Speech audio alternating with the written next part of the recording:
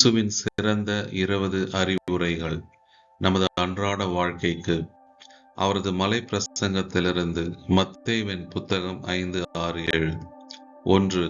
நீங்கள் பூமிக்கு உப்பாயிருங்கள், நீங்கள் உலகத்துக்கு வெளிச்சமாயிருங்கள். உப்பானது சாரமற்று போனால் எதனால் சாரமாக்கப்படும்? அது எதற்கும் இனிமேல் உதவாது. ஒரு கிண்ணத்தின் கீழ் ஒரு விளக்கை வைத்தால் அதில் வீட்டில் உள்ள எவருக்கும் வெளிச்சத்தை கொடுக்காது. இவ்விதமாய் மனுஷர் உங்கள் நற்கிரியைகளை கண்டு பரலோகத்தில் இருக்கிற உங்கள் பிதாவை மகிமைப்படுத்தும்படி உங்கள் வெளிச்சம் அவர்கள் முன்பாக பிரகாசிக்க கடவது. 2. மற்றவர்களிடம் கோபப்படவோ அல்லது அவர்களை கெட்ட வார்த்தைகளால் திட்டவோ கூடாது. ஏனென்றால் நாம் நியாய தீர்ப்புக்கு ஆளாக நேரிடும் அல்லது நரக நெருப்பின் ஆபத்தில் கூட இருப்போம் என்று இயேசு எச்சரிக்கிறார்.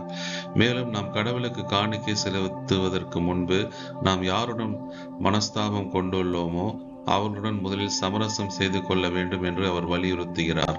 3. நீதிமன்ற வழக்குக்கு இட்டு செல்வதற்கு முன்பு உங்கள் எதிராளியோடு உள்ள பிரச்சனைகளை வழியில் இருக்கும் போதே சீக்கிரமாய் தீர்த்து கொள்ளுங்கள். இல்லையெனில் நீங்கள் பல துயரங்களில் சிக்கிக் கொள்வீர்கள்.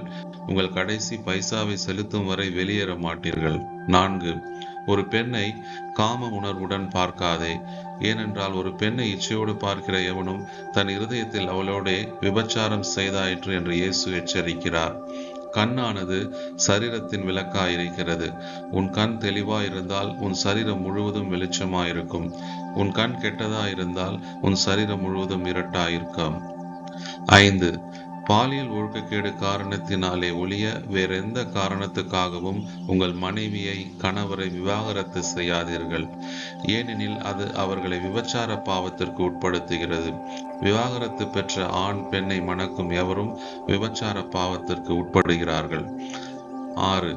ஒருபோதும் சத்தியம் செய்ய வேண்டாம். மேலும் யாருடைய பெயரிலும் அல்லது பொருள்கள் மீதும் சத்தியம் செய்யாதீர்கள்.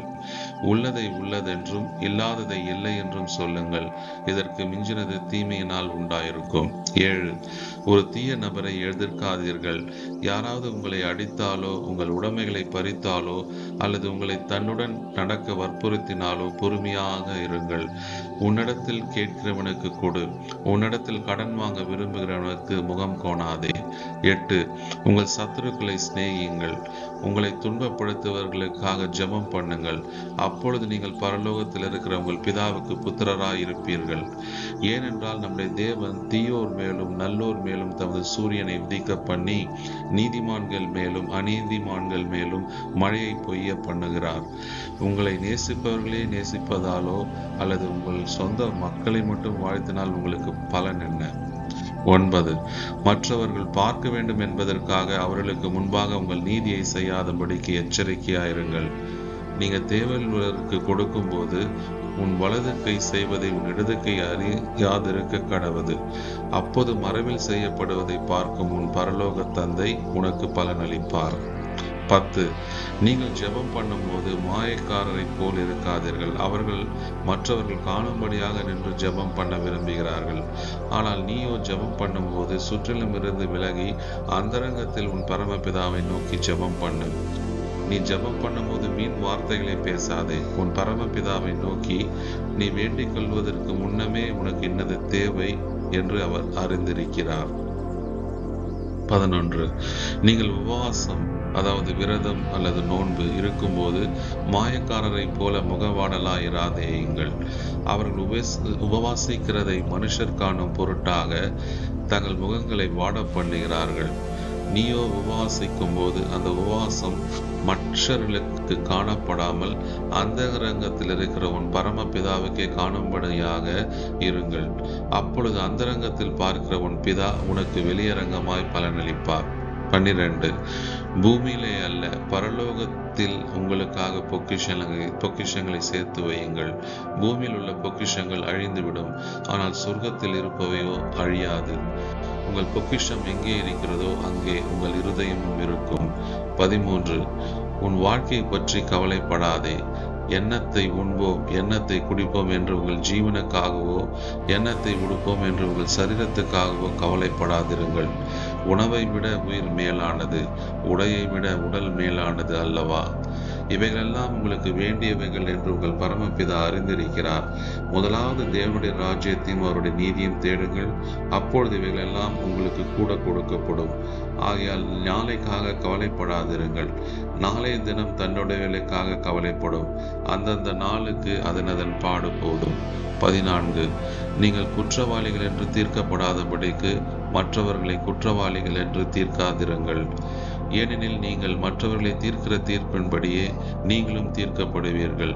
நீங்கள் மற்றவர்களுக்கு அழைக்கிற அளவின்படியே உங்களுக்கும் அளக்கப்படும். 15. பரிசுத்தமானதை பரிசுத்தமற்றவர்களிடத்தில் வீணாக்காதீர்கள். நீங்கள் அப்படி செய்தால் அவர்கள் அதை மதிக்காமல் போகலாம், மேலும் உங்களுக்கு எதிராகவும் அவர்கள் திரும்பக்கூடும். 16.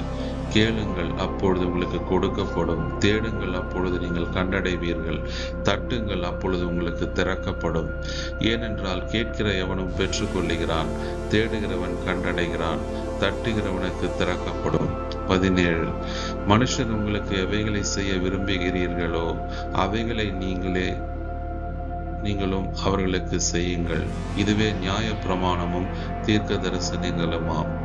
ஆகையால் பரலோகத்தில் இருக்கிற உங்கள் பிதா பூரண சர்க்குணராய் இருக்கிறது போல நீங்களும் பூரண சர்க்குணராய் இருக்க கடவீர்கள். 18.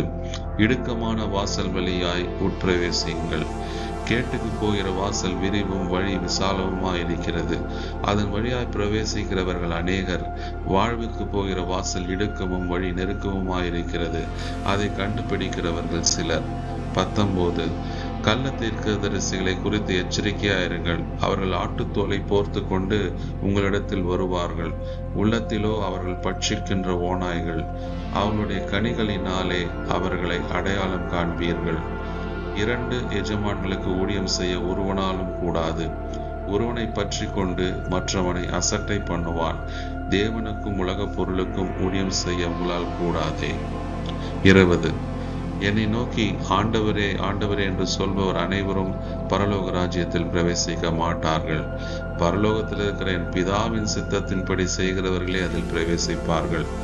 ஆகையால் என் வார்த்தைகளை கேட்டு அதன்படி செய்கிறவன் பாறையின் மேல் தன் வீட்டை கட்டிய ஞானியைப் போல் இருக்கிறான். எந்த மழையோ காற்றோ புயலோ அதை விழச் செய்யாது.